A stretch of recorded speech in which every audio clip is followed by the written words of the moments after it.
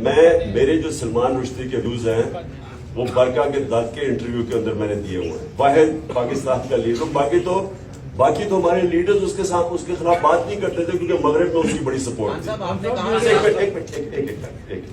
تو میرے بڑے کلیئر ویوز ہیں اس سے. اور اس انٹرویو میں بھی میں نے کہا کہ اس نے 1.5 ارب مسلمانوں کی اس سے توہین کی. میں نے بڑا واضح ہے. اور میں پھر سے آپ کو ریپیٹ کرتا ہوں کہ یہ میں جو بات کر رہا تھا وہ اسپیسیفکلی کر رہا تھا کہ جو طریقہ کار ہے. اور میں پھر سے آپ کو کہتا ہوں کہ اگر آپ یہ اس کو الاؤ کر دیں گے, اجازت دے دیں گے, جو سری لنکا کے اندر انہوں نے اس کو فیصلہ کیا کہ یہی اس نے کیا ہے توہین اور ہزاروں نے پکڑے چلا دیا اس کو.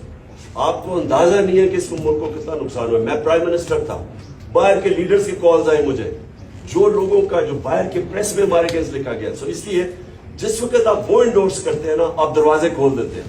کہیں بھی جا کے کوئی فیصلہ کرے جی فلاں نے توہین کیا اس کو مار دیں. اس کے میں صرف پروسیجر کے پوائنٹ تھا. سلمان رشدی میرے خیال میں بہت بڑا فتنہ تھا. میرے بڑے اس کے اوپر کلیئر ویوز ہیں. میں اس کو کہا کہ میں کبھی کسی فورم کے قریب ہم نہیں جانا چاہتے جدھر یہ فتنہ, جس کو پتا تھا کہ مسلمانوں کو ہوتے ہوئے اسے تکلیف پہنچائی.